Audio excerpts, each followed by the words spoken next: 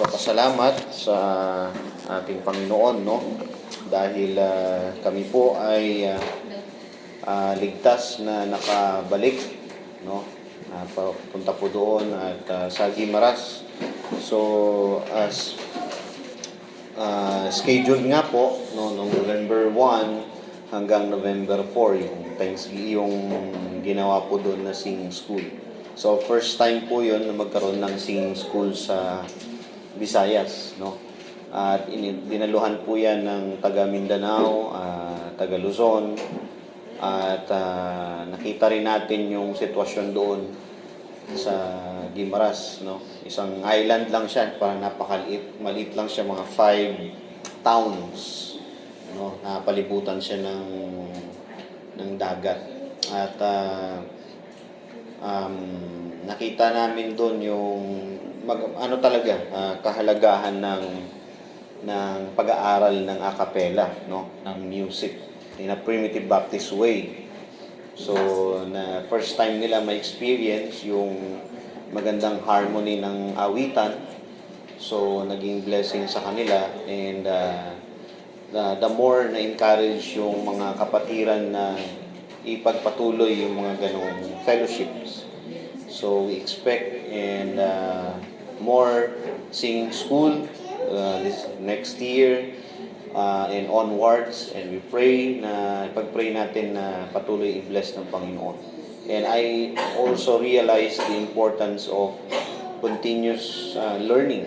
No, madami pa tayong dapat matutunan sa music, no, in a primitive Baptist way, as we stand, no, tinitindigan natin na this is the true this is according to the pattern that the Lord Jesus Christ left to His church, di ba? As we have learned, Jesus Christ is the founder of the church, and He laid down all the basis of worship and how His church should function. So, nakita po natin na mahalaga po yun na nag-a-adhere. Kasi pag hindi po natin yan ginawa, time will come, ay maiinganyo tayo.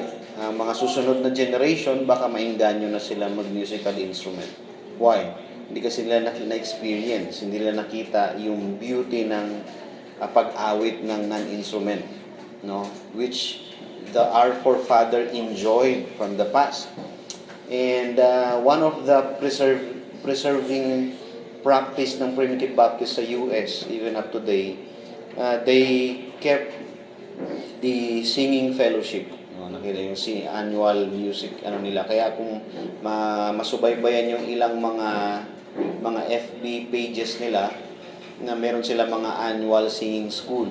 Talagang pag nakita yung, if you search one of their collaborated effort, no, nakagawa sila ng maliit na pamphlet, which is Song of Zion. During the release night, nagsama-sama yung lahat ng mga involved doon, at nai-upload nila sa YouTube yon. I think that's an hour, no, continuous singing. Akala mo talaga choir, but it's just a sama-sama lang yun. Walang demo na ginawa doon. Inawit lang nila dahil naging use na sila eh. Marami sa kanila nakakabasa ng shape notes. Marami sa kanila alam yung kanilang parte, whether they are bass, tenor, alto. So, ganon din ang dapat nating tingnan. Kasi dahil doon, naiinganyo sila o na tumitiba yung kanilang paninindigan na a cappella is the best way. When you start to hear worship with musical instruments, nakakarindi siya eh, no? At hindi talaga nai-attribute sa Panginoon, kasi may glory yung gitarista, may glory yung drummer, kanya-kanyang pitas ng glory na dapat pagpupuri sa Panginoon, di ba? So, yan po ay bukod po doon sa singing school lessons, ay meron din pong mga preaching about worship, kasi music is always related, or yung attributes or address lagi sa worship. So may mga pangangaral din about acceptable worship, the power of worship. So madami mga kapatid na blessings po doon. And I hope dumating yung time na yan yung magiging church conference na singing school. Kasama na dyan yung may singing school, meron ng meron ng mga pangangaral. So it's a blessing indeed mga kapatid. Kahit nakakapagod, no? Kasi maraming tawid. Okay, pagdating mo ng Iloilo, magbabarko ka pa. No? Although mga siguro less than 30 minutes lang. Pagdating mo doon, sakay na naman. Okay? So kaya nakarating kami dito sa bahay alas 6 na ng umaga. May hinintay pa kami na ibang kapatid na kasi alas 12 na yung dating na sa airport. So, wala nang masakyan. Napakahirap ng sakayan ngayon. Tapos, sinabay na namin. So, kaya nakarating kami alas 6 na. Tulog na kami sa sakyan. Hindi talaga komportable yung tulog. Iba pa rin yung sa bahay. But then, our spirit are so blessed at sulit yung ating sulit po yung pagod, no? At nagkakaroon tayo ng inner strength dahil sa ganun. At mas nagiging masigasig po yung ating spirito na patuloy sa ganitong klase ng paglilingkod sa Panginoon. So, I praise God for this sa mga biyayang iyan, no? Na ating experience. Gusto ko pong i-share sa inyo at naway maging ipag-pray natin na mas lalo pang pagpalain ng Panginoon. Sa ating pong pag-aaral, no, buksan po natin ang ating mga Biblia sa aklat ng unang hari, no, 1 Kings chapter 19. At ininahan ko po ang bawat isa na tumayo. Basahin po natin itong verse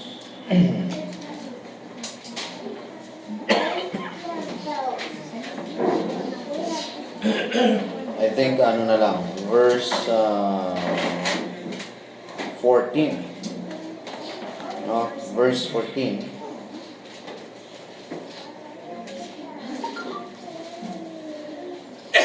Hanggang itong dalawang verse lang. So 14, 15. Okay, are you there? Let's read together. 1 Kings chapter 19, verse 14 and 15. Ready, go?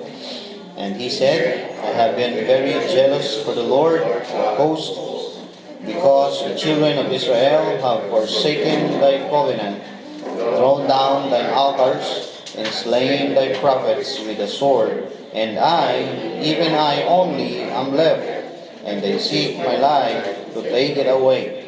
And the Lord said unto him, Go, return on the way to the wilderness of Damascus. And when thou comest, anoint Hazael to be king over Syria. Pagpalain ng Panginoon ang kanyang salita. Manalangin tayo, Panginoong Diyos, na mahabagin at makapangyarihan sa lahat. Siyang may kontrol ng lahat sa mundo, maging ang aming buhay, Panginoon. Ikaw ang nagpapanatili, ikaw ang nagsusustain, at ikaw ang mayroong call whether kung hanggang saan ang appointment namin, Panginoon. Paintulutan mo, Lord, na kami ay patuloy na mabuhay ng may takot sa iyong mga salita, may paggagalang sa iyong salita, at patuloy na ma-enjoy ang pagpupuri at pagsasamba sa iyo, Panginoon. Pagpalain niyo po ang mga salitang aming pagbubulay-bulayan sa umagang ito, at ikaw po ang maitaas sa aming kalagitnaan, at inyo kaming linisin sa aming mga karumihan at anumang maging hadlang upang kami ay iyong pagpalain. Salamat po Ito ang aming dalangin sa pangalan ni Jesus. Amen. Okay, thank you mga kapatid. So, bilang continuation sa ating pong pag-aaral ay dito sa Old Testament at makita po natin mga kapatid na itong tagpo na ito ay si Prophet Elijah ay ang tawag nito, meron siyang kumbaga pagka binasa nyo o inintindi natin yung kanyang mga statement, tila baga siya ay napanghihinaan ng loob, di ba? Na medyo talagang discouraged na siya. No? At isa sa kanyang discouragement ay yung pakiramdam niya na siya na lang mag-isa. Okay? Shh. Ito yung mga batang ito. Gusto yata ninyo kayong mag-preach dito, no? Sige. So, mahirap, no? Kahit gaano kataas siguro yung spirituality ng isang tao, kapag ang pakiramdam niya, siya na lang mag-isa, ay baka ganito rin yung mararamdaman. Tama, di ba? So, ganito yung kanyang, ganito yung sitwasyon nung time na to. So, si Elijah, anong panahon po niya, ay tinutugis nga yung mga propeta. Okay? Parang propeta, pastor, o anyone that promote the holiness of God or the words of God. Okay? So, pinapatay po yan. Kasi majority po doon sa kanila ay tumalikod na sa paglilingkod sa Panginoon. Sabi nga niya, di ba dito? And he said, I have been very jealous for the Lord of God of hosts, because the children of Israel, no, have forsaken thy covenant. Pag sabing forsaken thy covenant, kinakalimutan na nila o binaliwala na nila, tinalikuran na nila yung mga commandments, no, ng Panginoon. Okay? And sabi dito, thrown down thine altars. Kumbaga, winasak na yung altar. Kasi yung altar, diyan ginagawa yung pagsambay. Okay? At kung titingnan nyo, yung previous chapter, sa chapter 18, di ba kakatapos lang ni Elijah talunin, no? Tinalon ni Elijah yung mga propeta ni Baal, di ba? O 400 false prophets na mga peking propeta na pinatay ni Elijah dahil hindi totoo, no? They claim false claims, no? Kaya nung ginawa yun ni Elijah, pag tinignan natin yung verse 1, makikita natin dito na nagsumbong si King Ahab. Yan kasi I'd like to lay down the background, no? Nagsumbong si Ahab, yung hari, kay Jezebel. Now si Jezebel, isa itong babae na asawa ni King Ahab. At itong si Jezebel ay anak ng, hindi siya talaga Israelita kaya lang, dahil inasawa ni King Ahab na isang Israelite, so nagkaroon ngayon ng rights itong si Jezebel para magkaroon siya ng say sa leadership ni Ahab. So malaki ang influence niya kay Ahab Kumbaga si Ahab parang frontline niya lang. No? Ang pinakatalagang powerful dito ay si Jezebel. Si Jezebel ay isang prinsesa na anak siya ng King of Tyre, no? Sa Sidon. Okay? So, sabi dito, and Ahab told Jezebel all that Elijah had done, and withal how he had slain all the prophets with the sword. Okay? So, nung malaman ni Jezebel yun, sa verse 2, Then Jezebel sent a messenger unto Elijah, saying, So let the gods do to me. No, mayabang talaga itong si Jezebel. And more also, if I make not thy life as the life of one of them by tomorrow about this time. Sabi niya, nagpadala siya ng mensahero kay Elijah at sabihin mo kay Elijah, gawin mo sa akin yung ginawa mo sa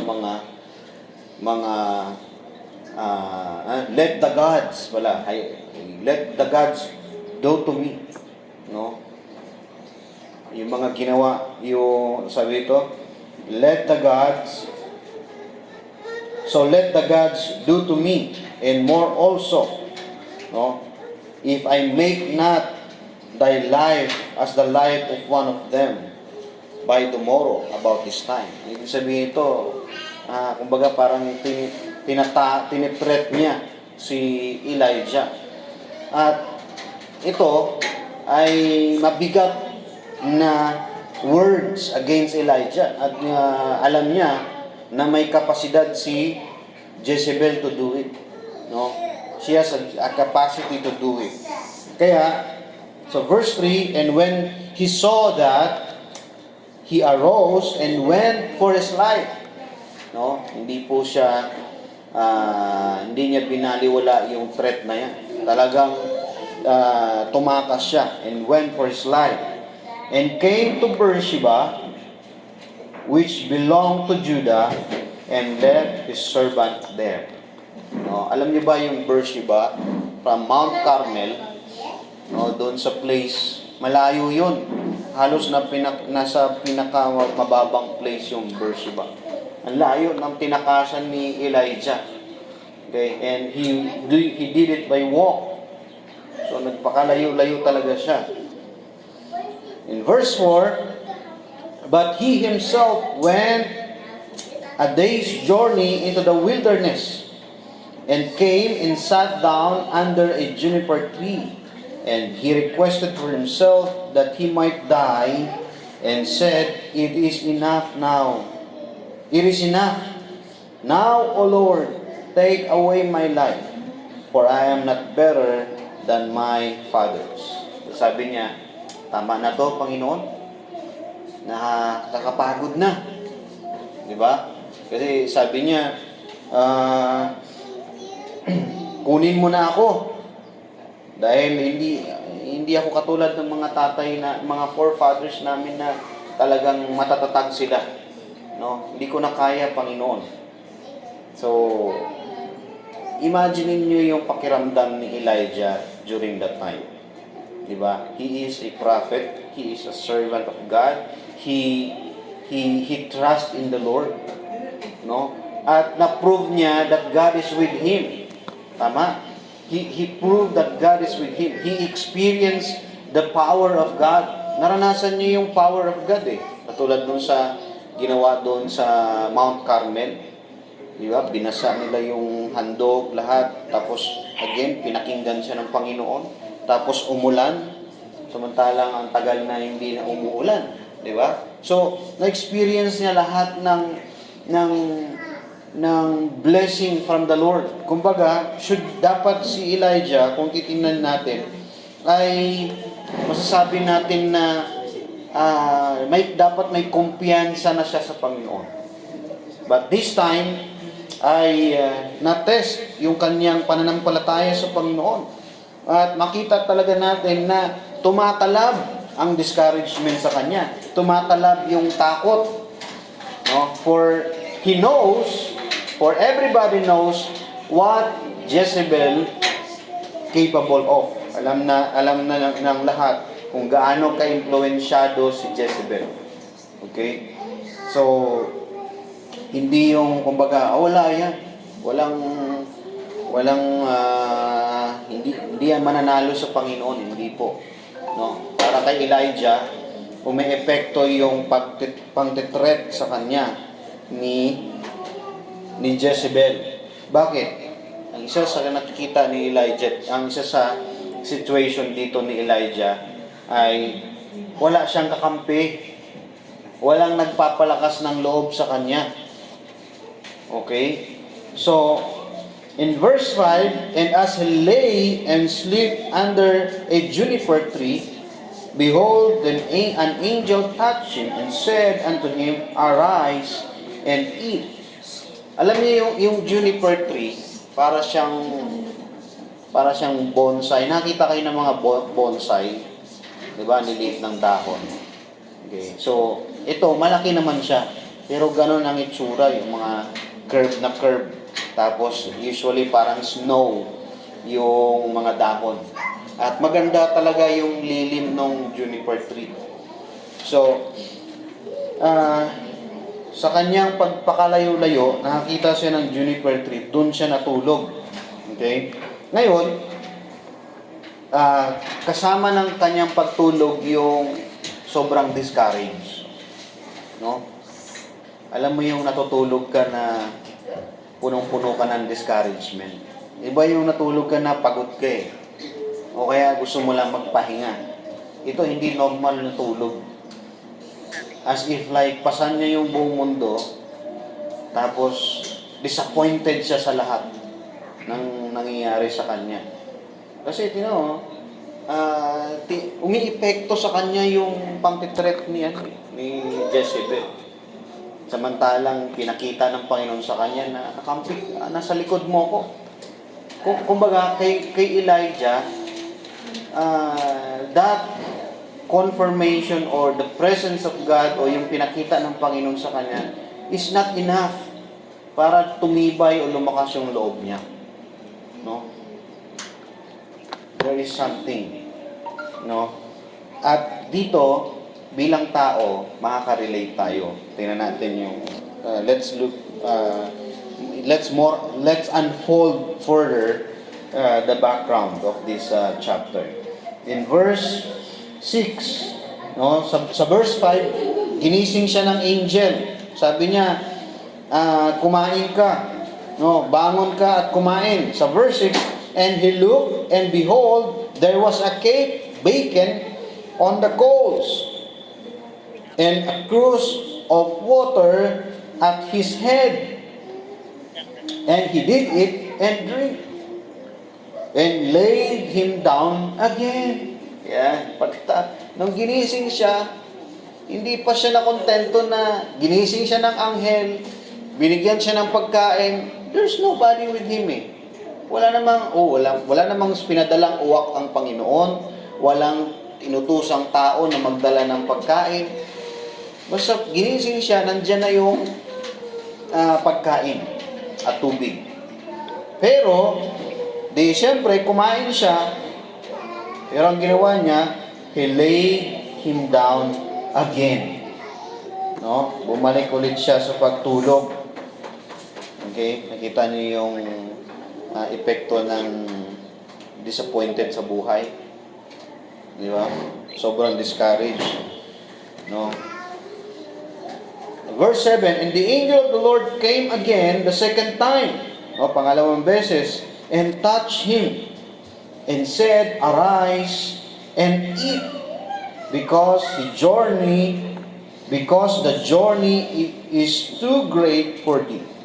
No? Now, ang ginagawa ng angel,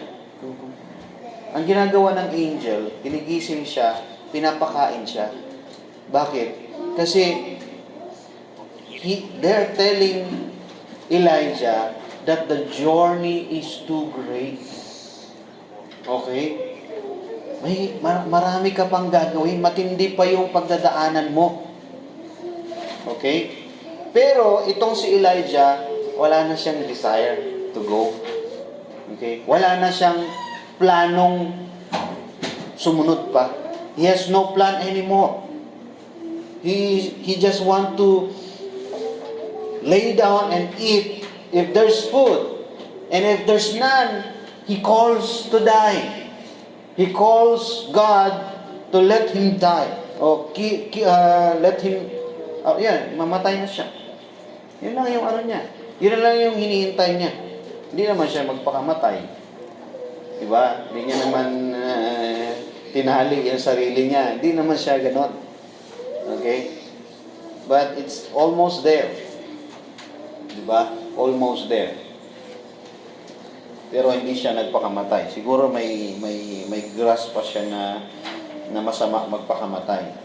Kaya hinihiling niya lang sa Panginoon na kunin na lang siya. No?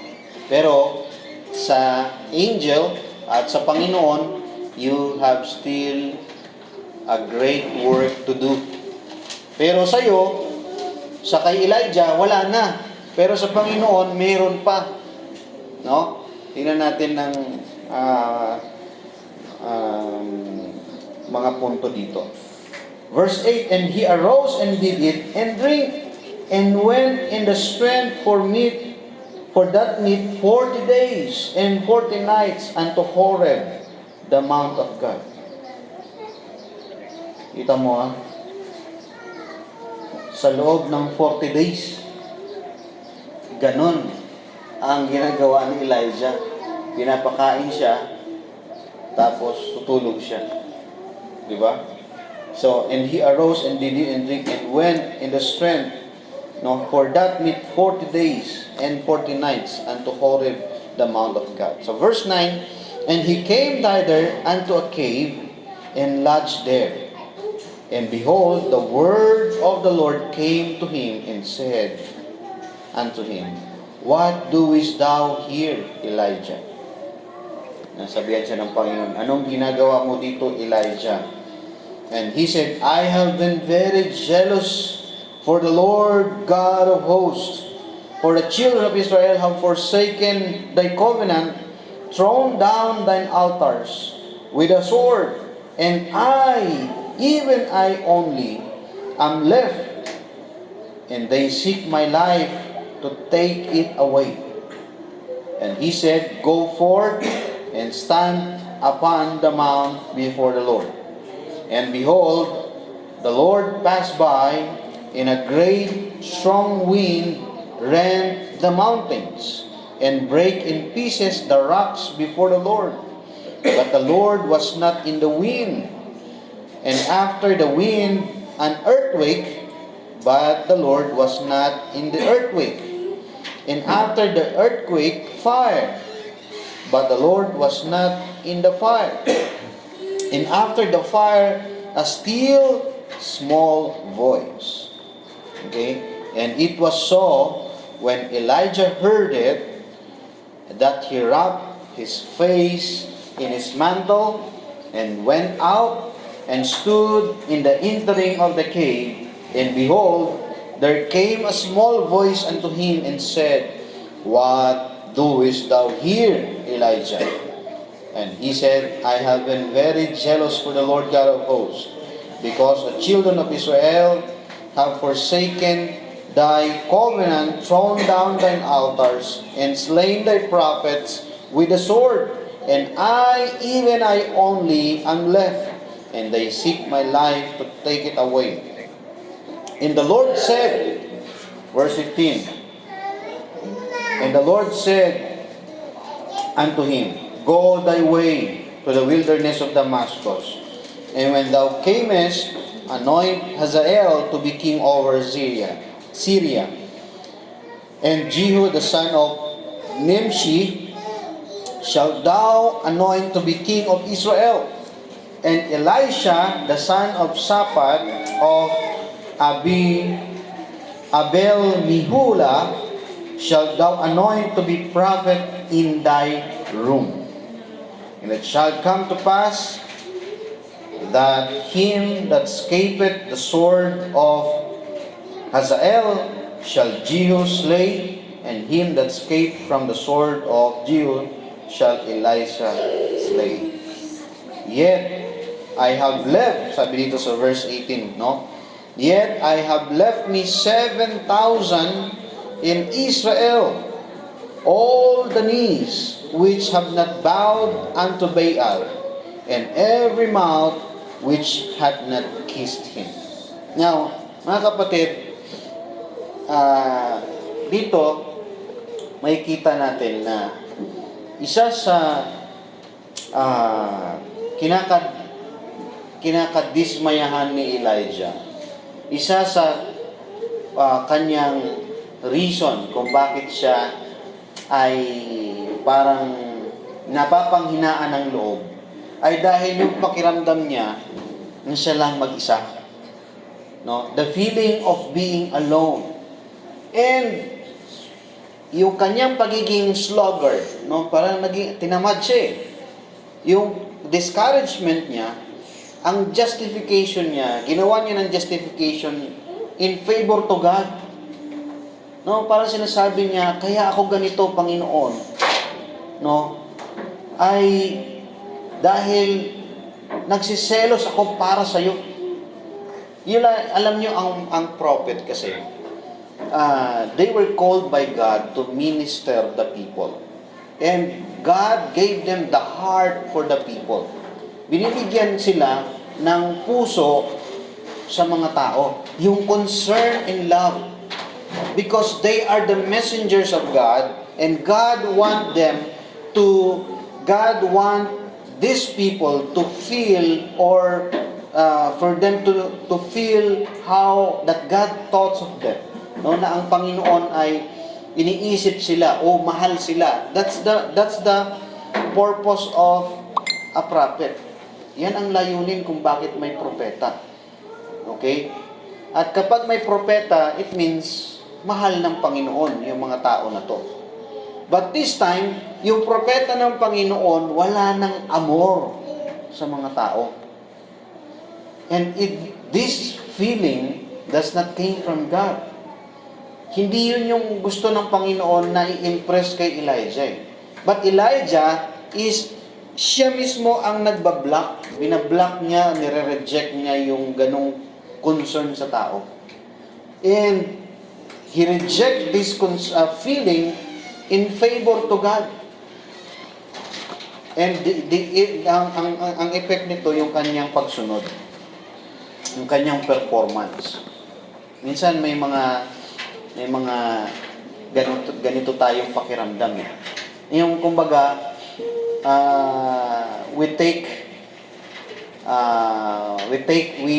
yung feeling natin na ganun din ang Panginoon sa kanila. Yung mawalan tayo ng concern, mawalan tayo ng ang tawag nito, compassion. Dahil sa katigasan, nakikita natin eh. Ano ba yan? Tigas naman ang ulo. Di ba? Hindi naman marunong makinig. Minsan we're trying to say, kung ako lang ang Diyos, baka, di ba? Kung Diyos lang ako, nako. Naalala ko yung radyo ni, sino dito yung mahilig makinig ng radyo? Way back then, hindi pa uso yung social media masyado. Di ba? Kilala nyo ba si itong inyong Tia Deli? Di ba? Di ba? Si Tia Deli, sikat yan noon eh. Ng Tagapayo, kami sa probinsya noon, nagagapas kami ng palay. Andyan lang yung radyo, naka-volume yun. Lahat kami na nagagapas ng palay, nakatahimik yan. Motivated kami, lalo ko pag yung drama ay nakakaiyak o kaya masaya minsan. So, pagkatapos ng drama, ay magpapayo na si Tia Deli. Eh, yung kasing tampok ng istorya, medyo nakakainis eh. No? Sa pag-ibig, niloloko na, nagpaulit-ulit pa rin. No? Hindi na natuto. Ang sabi ni Tia Deli, naalala ko eh, ay, kung ako ang Diyos, baka mapatukan kita. We have that kind of, bilang tao kasi, we try to sympathize before God. However, we cannot really, minsan ang Panginoon, in His way, nagko-communicate siya sa tao. Inaabot niya tayo to let us feel what He feel. No, inaabot tayo ng Diyos. God reach out the people. No, that they may feel, that the people may feel what God felt. Katulad ng ginawa ng Panginoon kay Prophet Hosea. Di ba? kay Prophet Hosea, inutusan ng Panginoon si Hosea na asawahin niya yung isang babaeng bayaran. Di ba? Pakasalan niya. So, ang akala ni Hosea ay pag mahal ng Panginoon itong babae na to para magbagong buhay.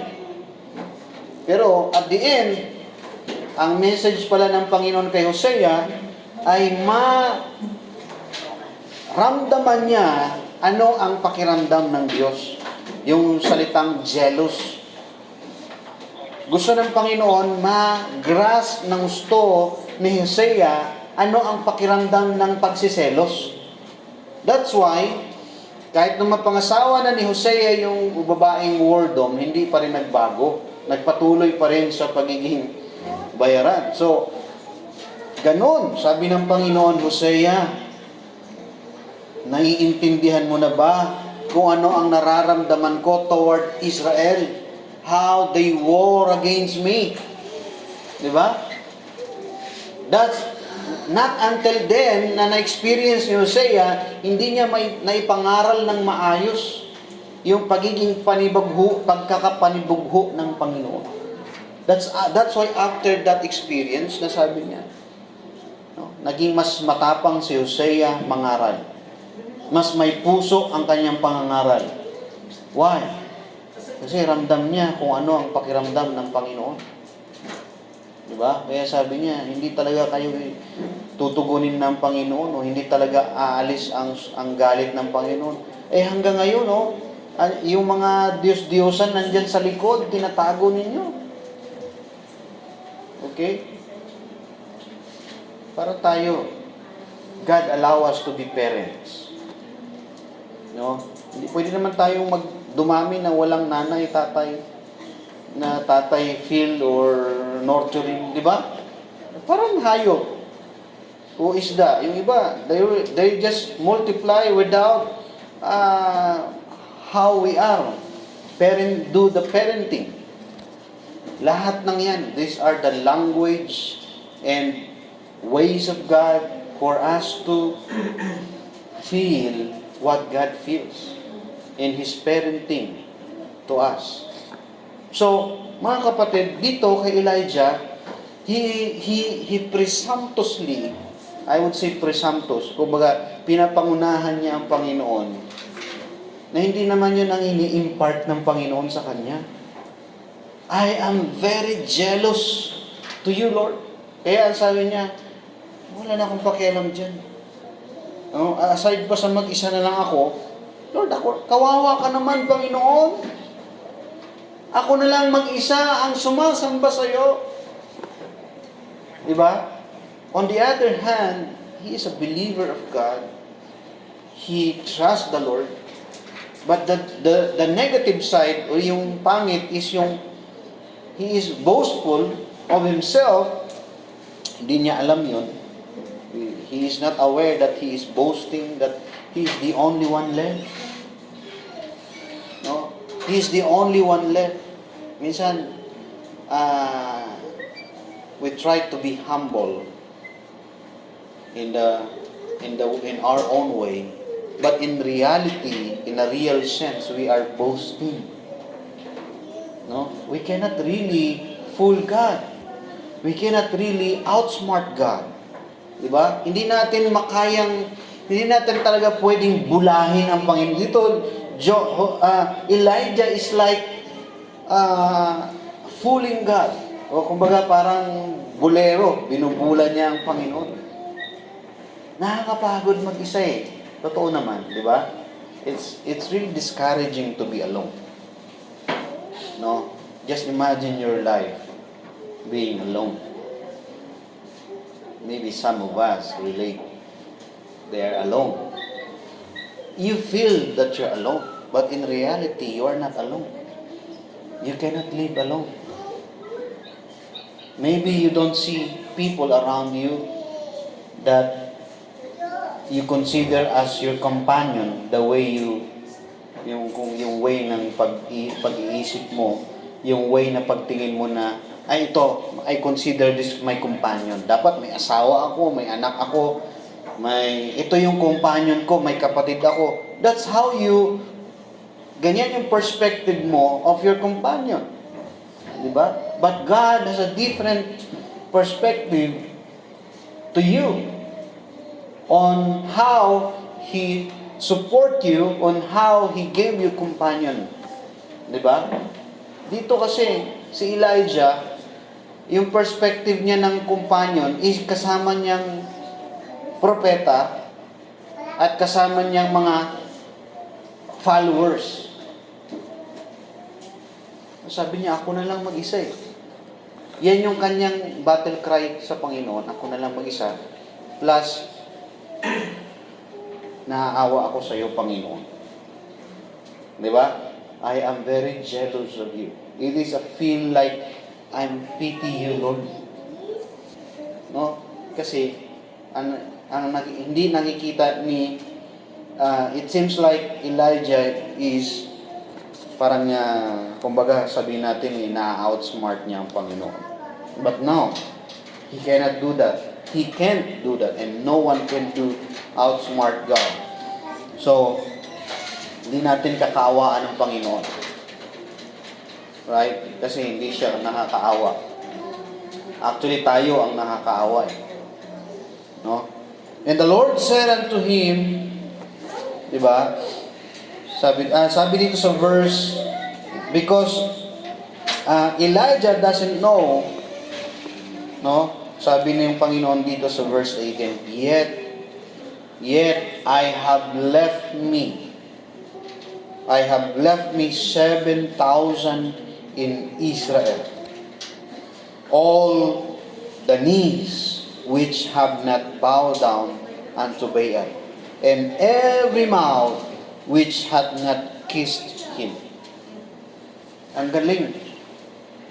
You cannot outsmart God. He knows how to preserve His people. And you know, Elijah, you are just one of the 7,000.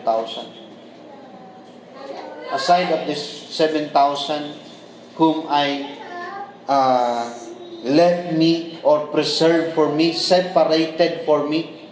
Pag sabing, yet I have left me, sineparate ko sila, preserve ko sila, na hindi sila luluhod kay Baal, hindi sila kahalik sa Diyos-Diyosa na yan. Ikaw, kasama ka dyan eh. Di ba? Kung titingnan natin. In verse 19, so he departed thence, and found Elisha, the son of Shaphat, who was flowing with 12 yoke of oxen before him. And he went, and he with the 12. And Elijah passed by, and cast his mantle upon him. And he left the oxen, and ran after Elijah, and said, Let me, I pray thee, kiss my father and my mother, then I will follow thee. And he said unto him, Go back again, for what I have done to thee. And he returned back from him, and took the yoke of oxen, and slew him, and boiled their flesh with the instruments of the oxen, and gave unto the people, and they did eat. Then he arose and went after Elijah, and ministered unto him. Alam naman natin that Elisha is the successor of Elijah. Di ba? As the Lord said, Elijah will place at your room, no, magiging successor si Elijah. At ang nakaka-excite, di ba? Kaya gusto kong sabihin sa inyo na pag tiningnan natin yung buhay ni Elisha sa susunod, he has a double power of Elijah. No? So, now, mga kapatid, what are the lessons we can learn from this? No? First, yung the importance of small voice. Meron kasing small voice na sa atin binabaliwala natin, no? ang Holy Spirit ay masasabi nating small voice, no? Yan ang kumakausap sa atin. They speak, they convict unto us. Doon sa mga panahon na tayo ay nangangailangan o kailangang kausapin, kailangang direksyonan, no? Kasi tayo na out of direction tayo, di ba? Na defocus tayo, and we just easily pick justification of our yung gumagawa na lang tayo ng sarili nating pang-justify. Bakit tayo ganito? Bakit tayo ganito? We are like Elijah. Magaling tayo gumawa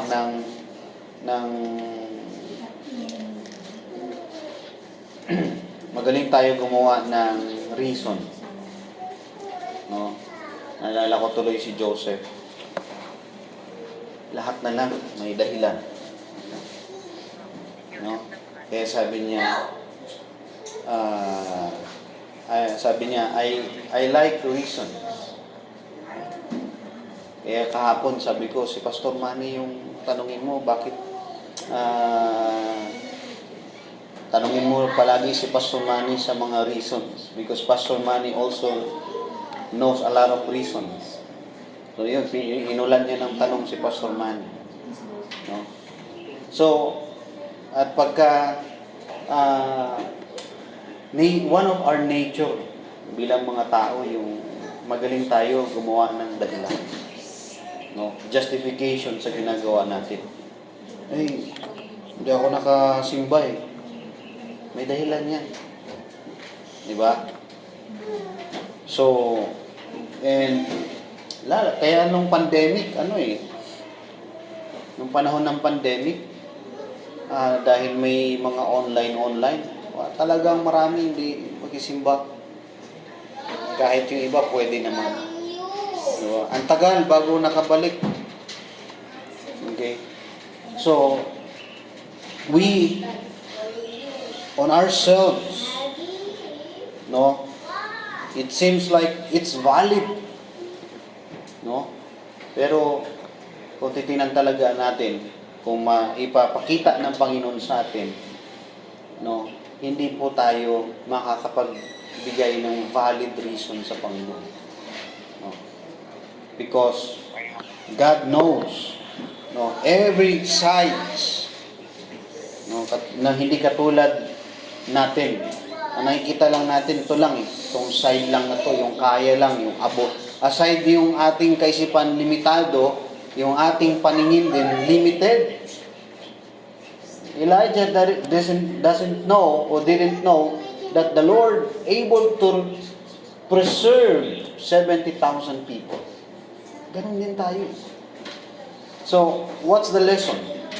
Trust. No? When God teach us something to do, no, clearly in the scripture, let us trust Him. No? That's number one. Pag inutusan ka ng Panginoon, if God convict you to do something, no, ang gusto niyang, that along with your obedience, is the trust that He back you up. No, once again, he didn't, kumbaga, Elijah was not tasked o hindi siya tinask ng Panginoon, inutusan ng Panginoon without basis of God's backup in his life. Tama, sa chapter 18, may backup siya from the Lord. Okay, meron siyang ang tawag nito, mga experience of God's confirmation. No, tayo din eh. I do believe when God calls you to do something, God already established to you and have you experience o pinaranas niya sa'yo na mayroong support ang Panginoon sa'yo to do it. Okay? Yan yung ating makita. Aside of obedience, let us trust His small voice.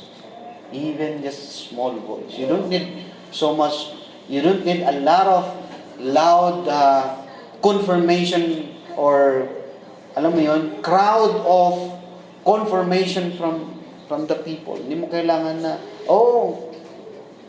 i-confirm pa ng kung sino-sino. Tama yan. No? The Word of God should be enough. No, minsan, ang Word of God, maliit na parte siya ng ating mga decision making.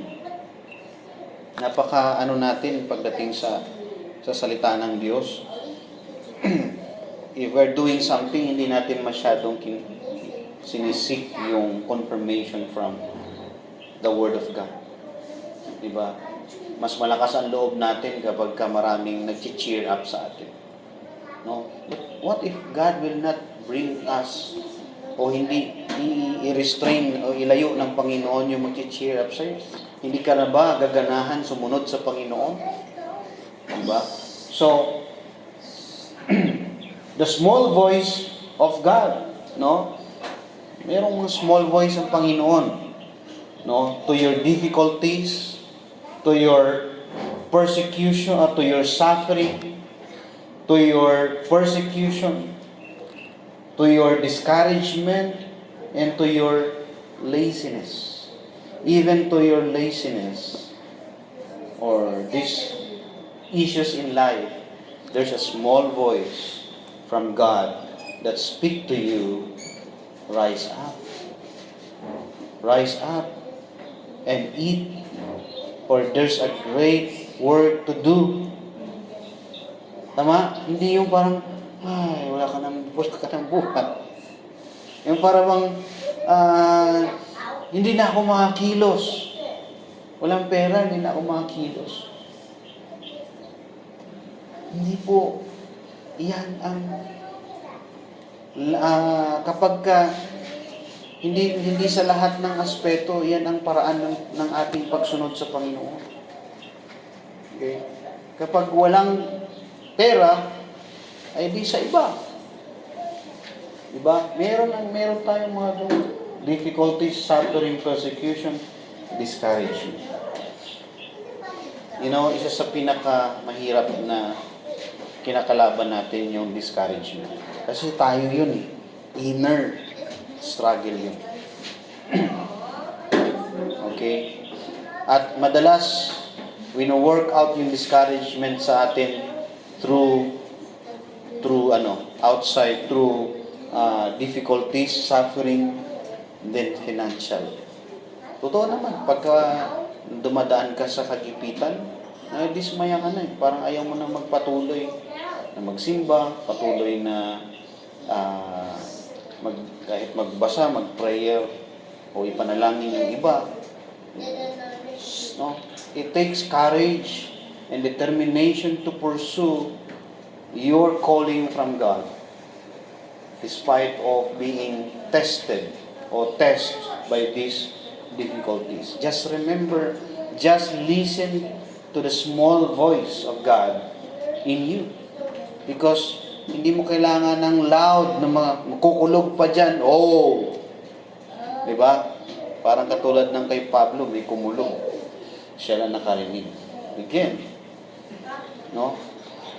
I believe that the Holy Spirit is within you, within us, to allow us to hear the small voice. No?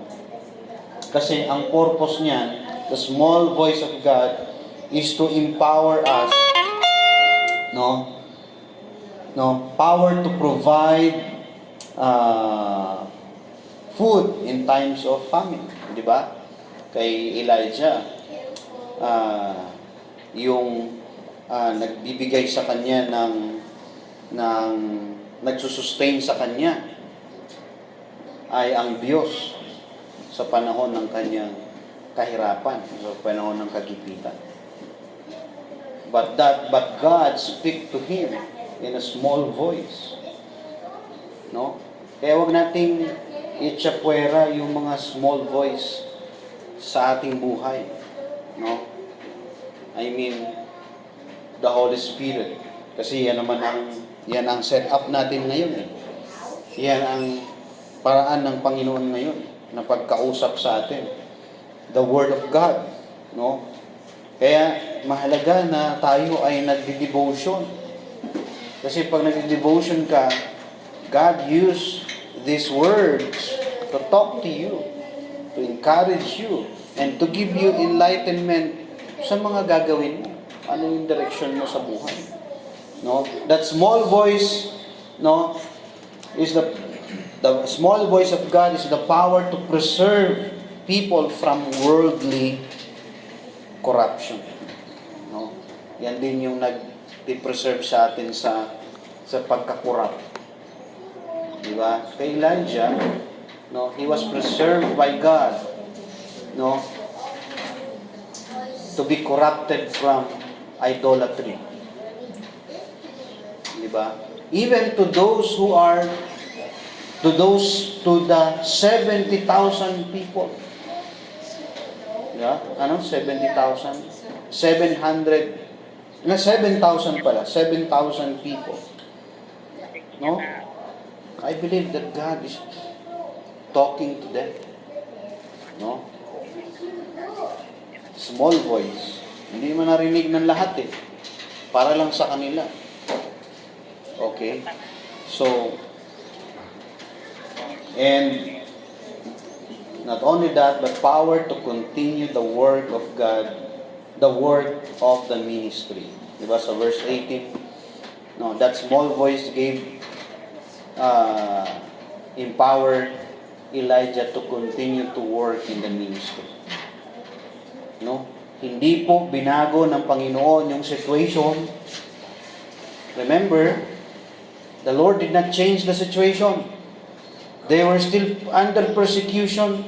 There's still difficulty in food, etc. Mga physical challenges nandun pa rin.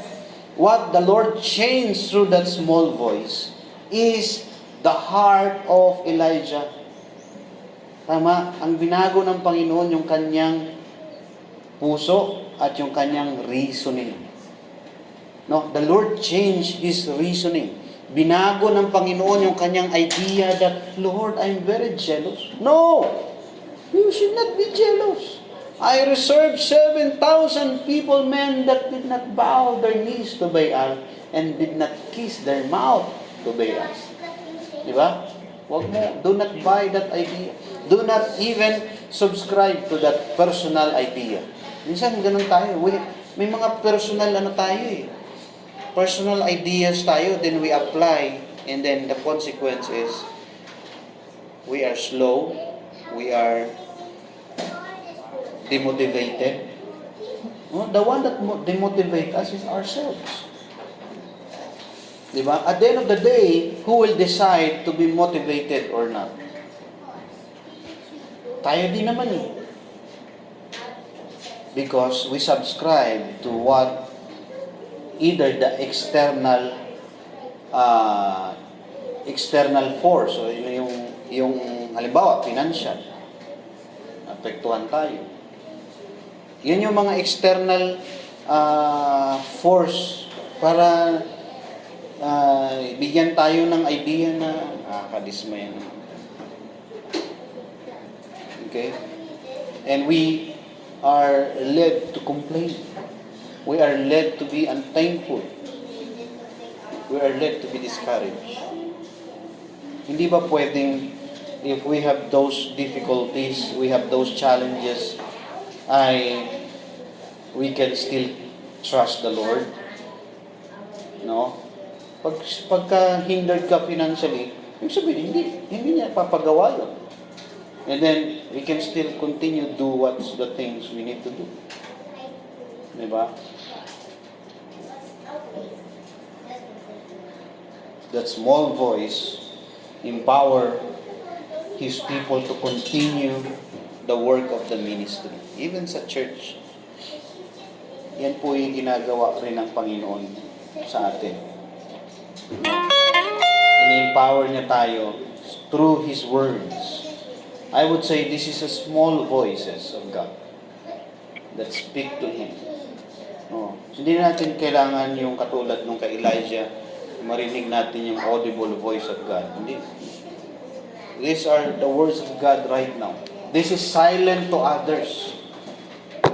Those who are unregenerated, those who don't have the Spirit of God in them, silent sa kanila to eh. Hindi nila maririnig to. But to you, who were quickened, who were open, who have given the spiritual ear, maririnig mo to. Maririnig mo ang salita ng Panginoon. Maiintindihan mo. Makokomprehend mo. And that should push you to continue the work of the ministry. Tama? Let us not force God to change the situation. But let us hear the small voices of God to overcome situations. Diba? Overcome natin yung sitwasyon. Katulad ni Elijah, in-overcome niya yung situation. And look, naging productive po siya. And look, there's Elijah. There's, yun ang gustong-gusto ng mga propeta nun eh. Yung magawa nila yung function nila as prophet. Tama? Kasi ang hirap naman maggawin yung trabaho mo na pinapatay ka. The prophet should be respected. The prophet should be supported. Yun ang kasiyahan ng isang propeta. Yung sila ay nirespeto, sila ay,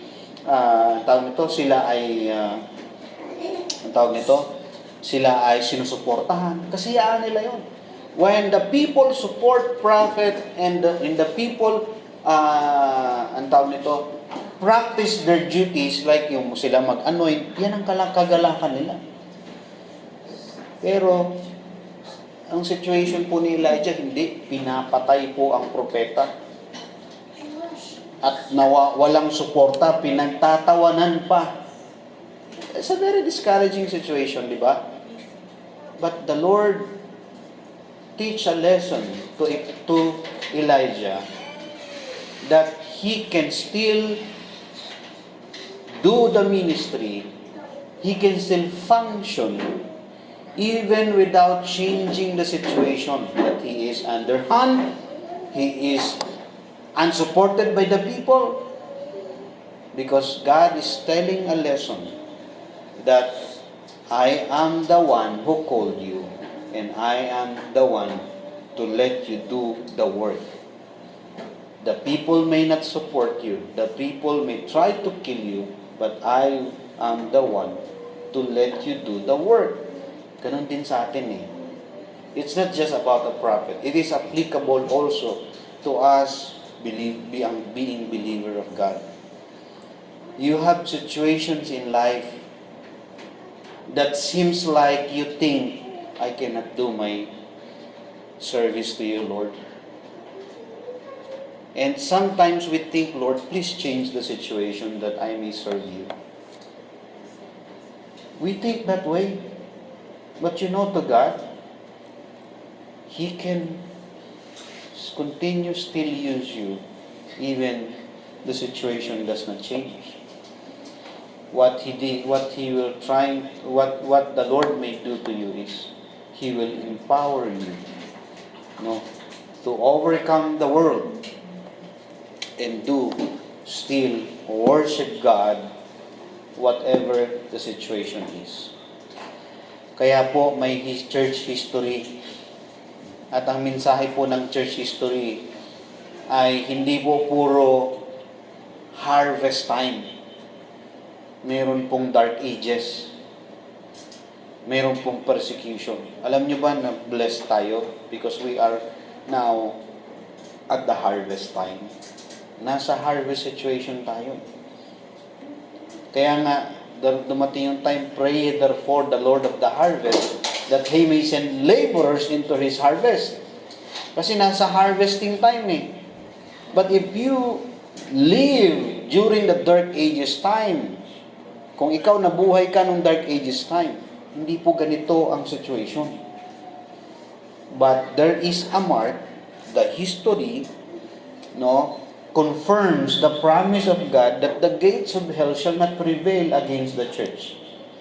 Because even those persecuted times, no, the work of the ministry continued.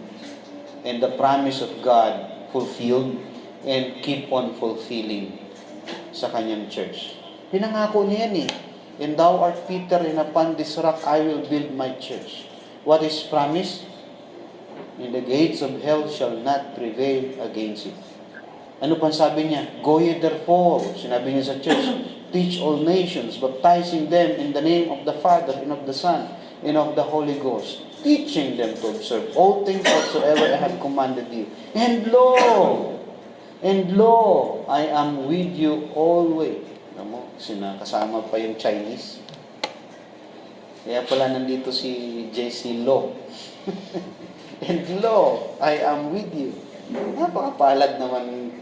Sa dami nang pwedeng samahan ni yung Chinese pa. No, JC Lo. Mga kapatid, He promised to His church, you are the church of God. And He promised that to you, that He will continue to be with you. In condition that you, do the work of the ministry.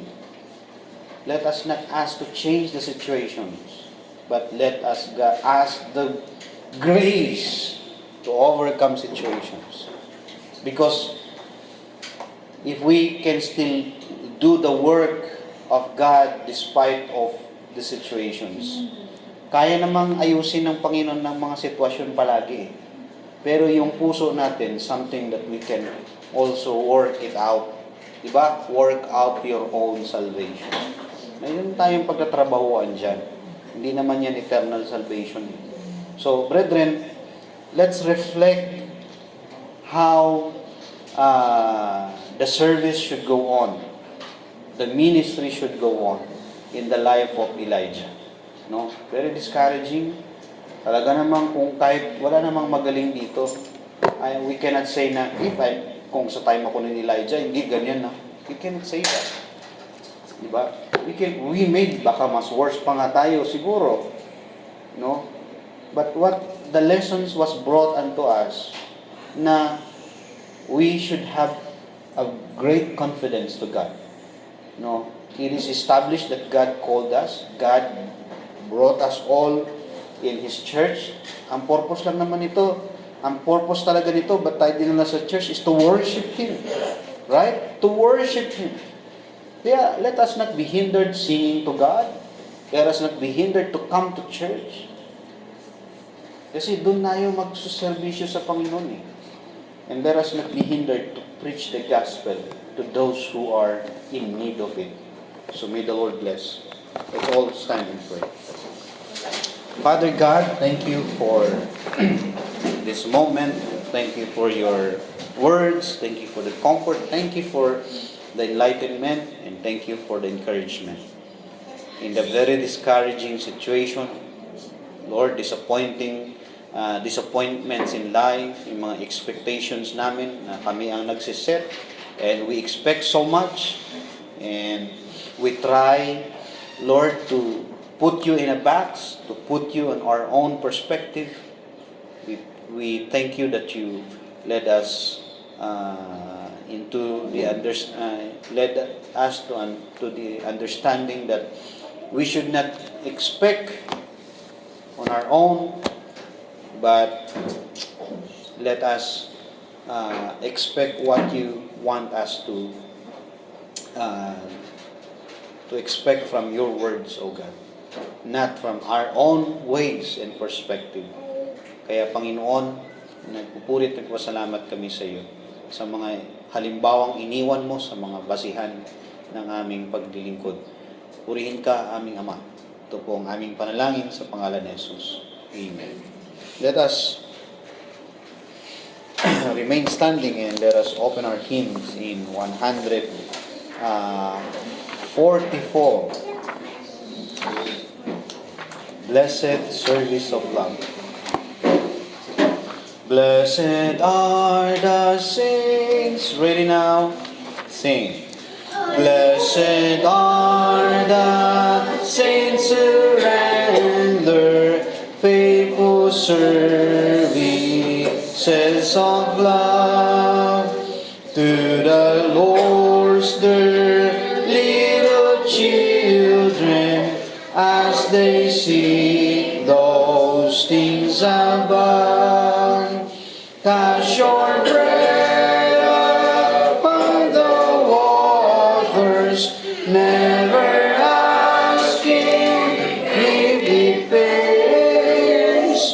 God has promised to return it to you after many days. Last, children then should serve each other, never asking if it pays. Cast thy bread upon the waters to return in many ways. Cast your bread upon the waters.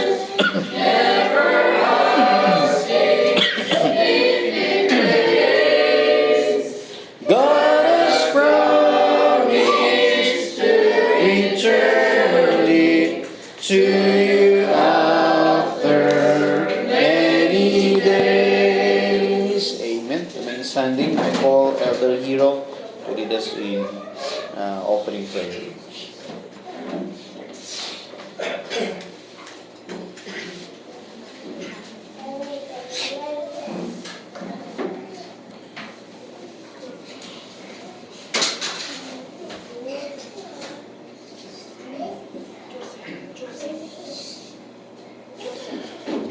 Our eternal Father is so grateful we could gather here in thy church in this beautiful Lord's Day. We are so blessed and we really thank thee that you give us thy word, which is thy word. Thank you, Lord, that we could have thy word in our lives. We could have instruction from thee. We're given this church together. We are given life lessons. Thank you, Lord, that all the protection, all the blessings, even hardship, difficulties we experience, still we thank thee that you have given us a great lessons in our lives. As we have learned this morning, Father, allow us to keep our lives according to thy life, according to thy word. Even if we have to experience the hardship in our lives. Father, give us enough strength and enough courage to hold fast the profession of faith in our lives. Thanks for everything. Even this moment, we can practice in giving, in tithing offering. Father, allow us to practice this so that we could even show thee our very small faith. As we have learned, even if we have to experience the hardship or even struggles and even loneliness in our lives. Still, Father, lead us and guide us mightily, so that we could realize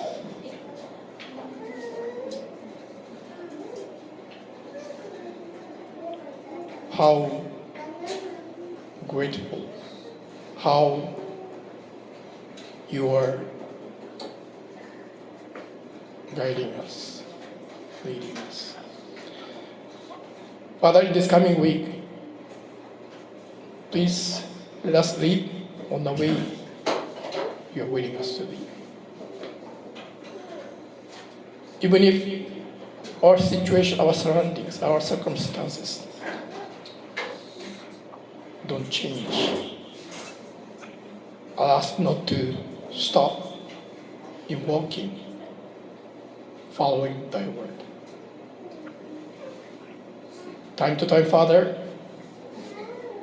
please correct us and lead us in your way, and allow us to stand firm in trusting thee and in serving thee. We really thank thee, thy great word given to us through thy ministry. We pray that we could gather here in that church to worship thee and to learn thy word, to have more wisdom with more brethren. Thank you, Lord. Allow us to share this precious thy word to the people who are really in need of thy instruction. We humbly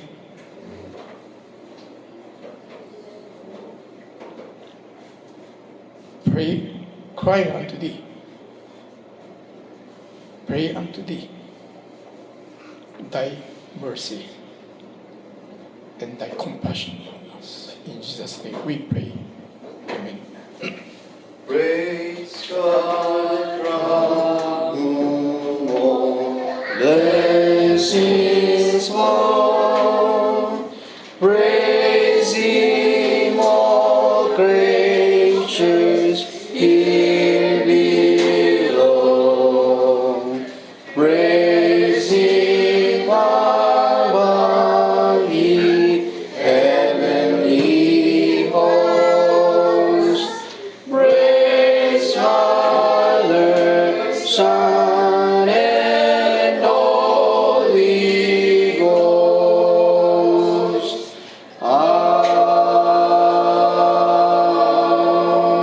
Amen. The Lord bless you and keep you. Make His face to shine upon you. God bless you and happy Lord's Day.